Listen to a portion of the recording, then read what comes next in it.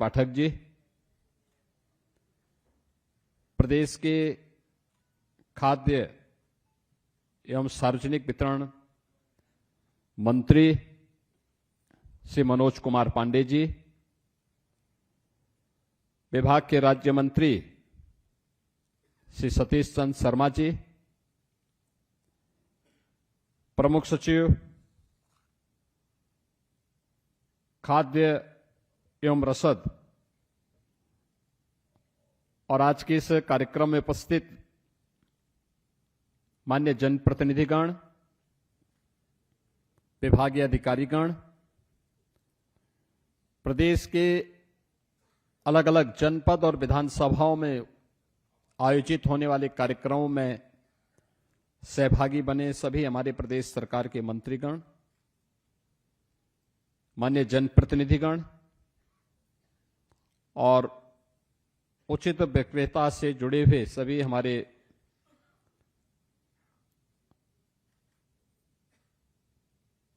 बहनों और भाइयों, मैं सबसे पहले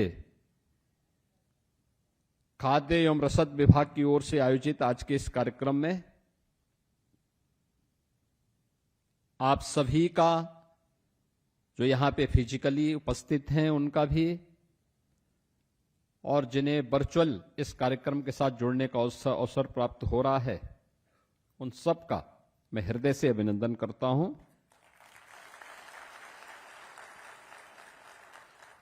श्रावण मास का तीसरा सोमवार है। देवादिदेव महादेव के प्रति हम सबकी श्रद्धा और देवादिदेव महादेव की उपासना हमें इस बात के लिए प्रेरित करती है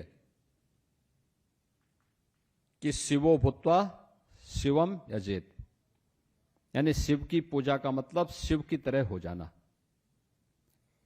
शिव में एकाकार हो जाना, उसमें लय हो जाना। ईश्वर ने यह दायित्व आपको दिया है।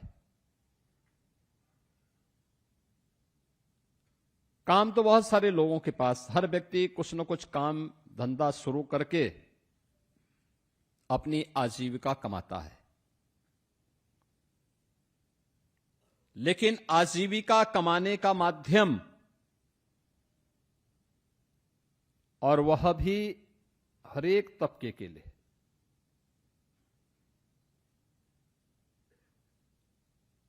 निराश्रित भी हैं,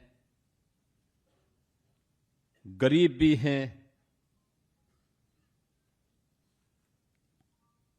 और समाज के अन्य जरूरतमंद भी हैं, दिव्यांगजन भी हैं।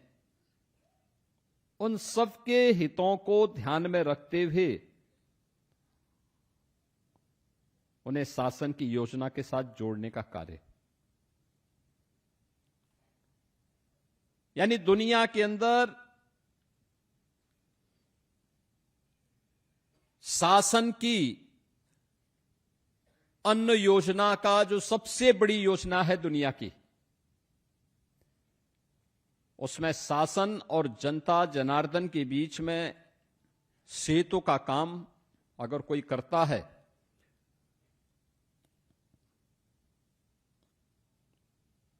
तो वह उचित विक्रेता, उचित मूल्य विक्रेता से जुड़े हुए आप सभी फेयर प्राइस शॉप के संचालक करते हैं।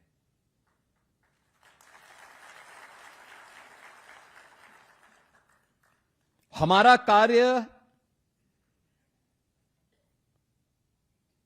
अगर हमें सम्मान न दिलाए तो कम से कम उस कार्य के कारण हमें अपमान न महसूस हो, ये जरूर हमें ध्यान में रखना चाहिए। 2017 के पहले आप कार्य करते थे, लेकिन लोग आपको शक की निगाहों से देखते थे, आपका सम्मान नहीं होता था।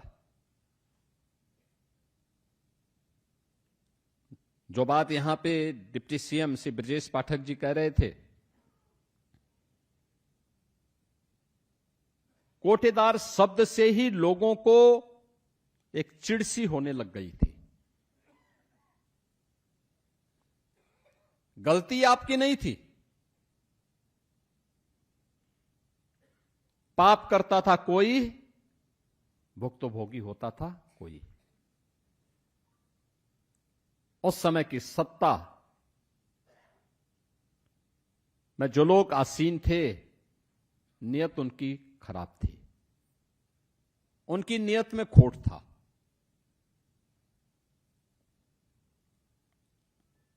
उनके भ्रष्ट आचरण की आंच से आप चाहते हुए भी अपने आप को बचा नहीं सकते थे। और परिणाम क्या होता था? शक की निगाहों से आप देखे जाते थे।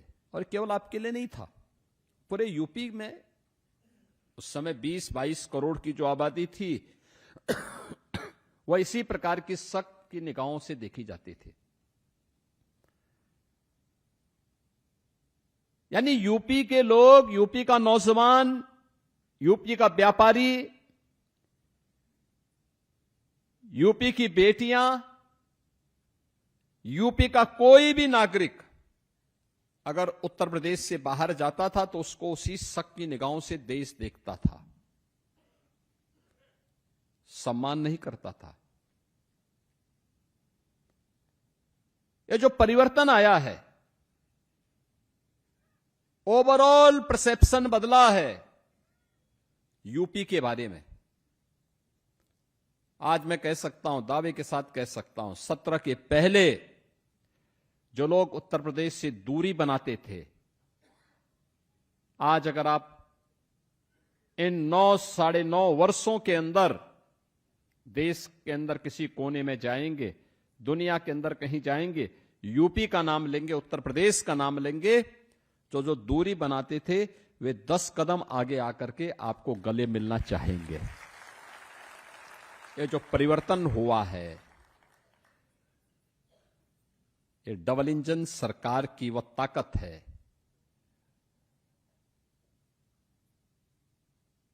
जो एक सामूहिक रूप से प्रधानमंत्री मोदी जी के मार्गदर्शन में, उनके नेतृत्व में इस प्रदेश ने अर्जित की है। और यही स्थिति आप सभी उचित मूल्य के विक्रेताओं के सामने भी थी। मेहनत आप करते थे, अब राशन शासन नहीं भेज रहा है तो गलती आपकी क्या थी, लेकिन गाली आप खाते थे। लूट उनकी होती थी लेकिन खामियाजा आपको भुगतना पड़ता था, परेशानी आपको होती थी।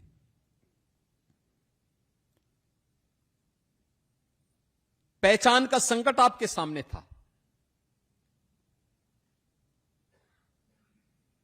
अरे केवल उसी में नहीं, बेसिक शिक्षा परिषद का ही आप देखें, आज ये कह रहे हैं कि हम स्कूलों का वीडियो बनाएंगे। जरूर बनाओ भाई। हमने तो ऑपरेशन कायाकल्प के माध्यम से हर स्कूल के अच्छी फ्लोरिंग बनवाने में योगदान किया है। बालक और बालिकाओं के लिए अलग अलग टॉयलेट बनवाए हैं, पेयजल की व्यवस्था दी है, स्मार्ट क्लास और डिजिटल लाइब्रेरी वहां दी है, फर्नीचर देने के कार्य किए गए हैं। हर बच्चे को 1,60,00,000 बच्चे के लिए बैग भी दिया है, बुक्स भी दिया है, 2 यूनिफॉर्म प्रत्येक बच्चे को,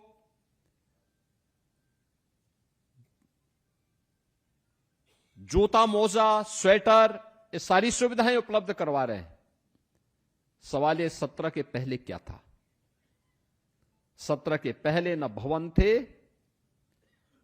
और भवन था तो शिक्षक नहीं था, शिक्षक नहीं था शिक्षक है तो छात्र नहीं थे, अगर छात्र भी है शिक्षक भी है तो आधे बच्चे सत्र पूरा होने के पहले ही छोड़ करके चले जाते थे, क्योंकि पेयजल की व्यवस्था नहीं थी, टॉयलेट नहीं थे।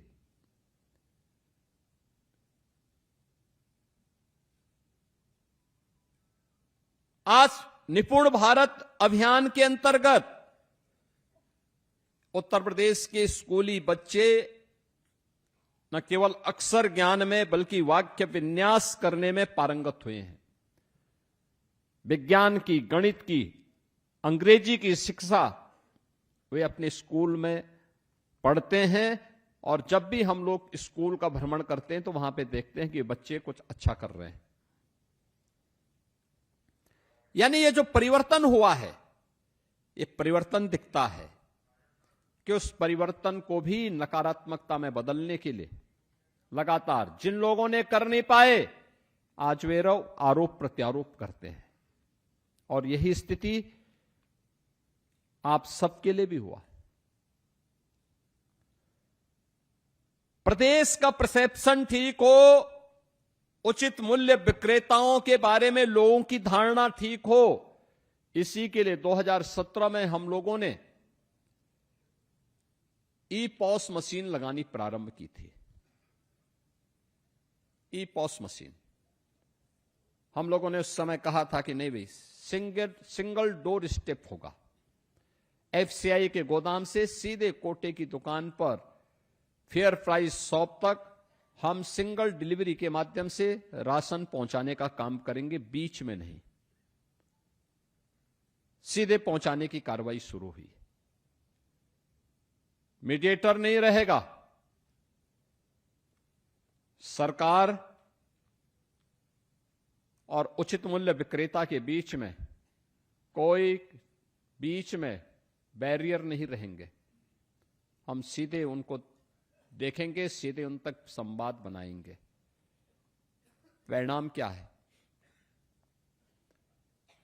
परिणाम इसी से आते हैं। याद करिए, उस समय तक 70 पैसा केवल मिल पाता था।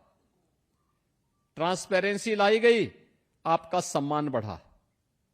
सम्मान बढ़ने का परिणाम क्या है? आज गांव में लोग सुख दुख में आपके साथ खड़े होते हैं और आपका सम्मान भी करते हैं। एक, आपका सम्मान बढ़ा, आपके प्रति विश्वास में वृद्धि हुई है। तो प्रधानमंत्री जी के आदेश से अब आपके उचित मूल्य विक्रेता से जुड़ी हुई जो दुकान है, उसको अन्नपूर्णा भवन के रूप में तो निर्मित किया ही जा रहा है। निर्मित करने के लिए इस वर्ष हमने 500 करोड़ रुपए केवल इसी के लिए रखा है। 500 करोड़ रुपए, यानी वहां पे दुकान भी बनेगा और एक वेयर हाउस भी, यानी आपके लिए गोदाम का भी व्यवस्था वहां पर हो जाएगी।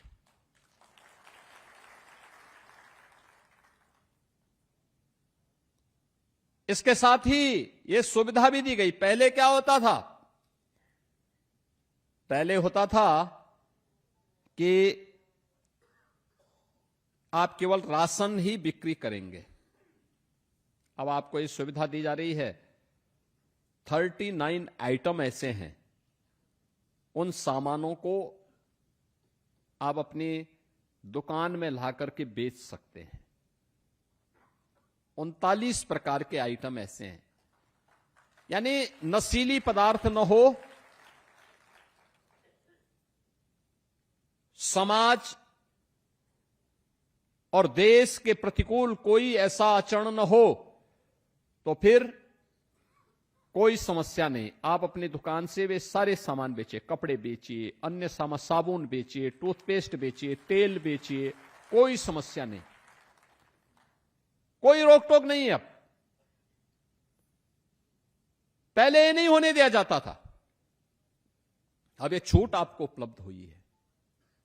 और 70 पैसे से पहले 90 पैसा, 90 पैसे से बढ़कर के अब आज आपके मानदेय को, जो आपकी मार्जिन मनी है, उस मार्जिन मनी को 90 पैसे से बढ़ा करके 10 रुपया भारत सरकार ने बढ़ाया और 25 रुपए यहां से, यानी सीधे 35 रुपए एक साथ वृद्धि हो रही है।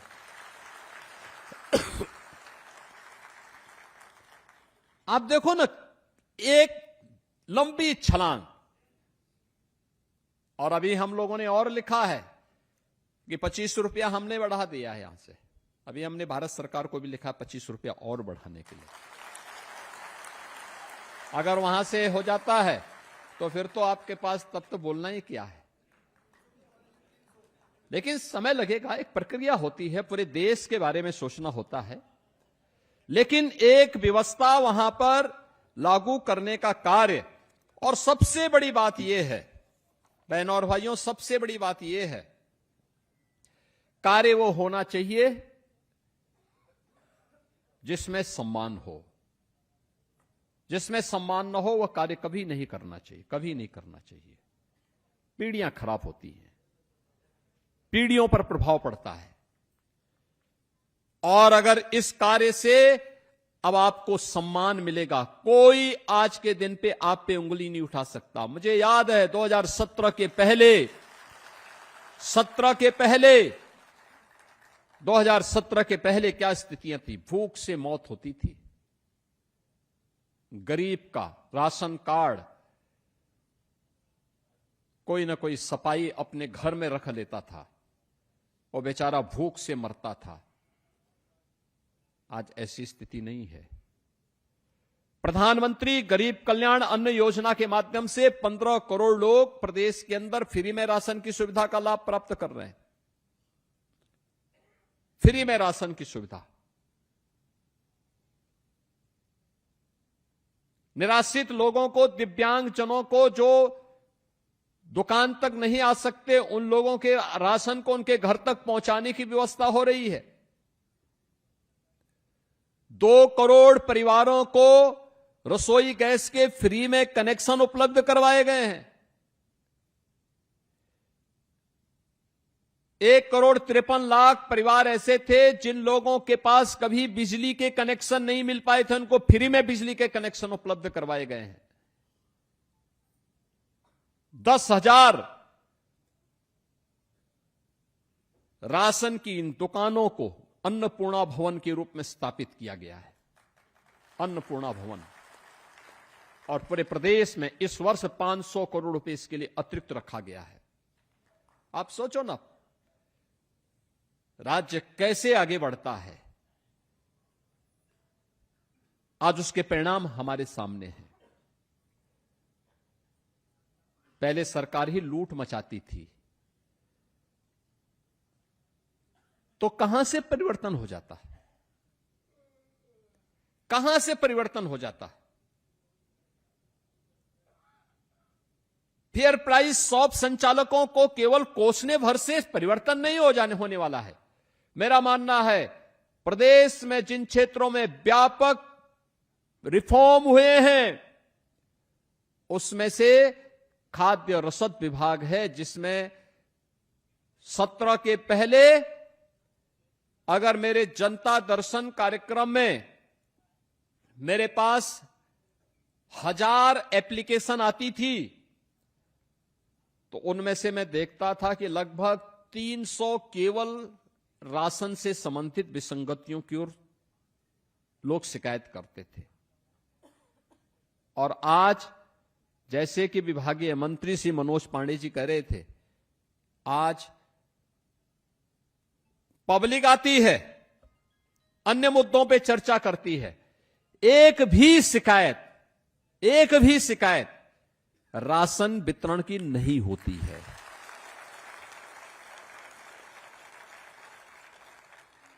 यह आपका सम्मान है।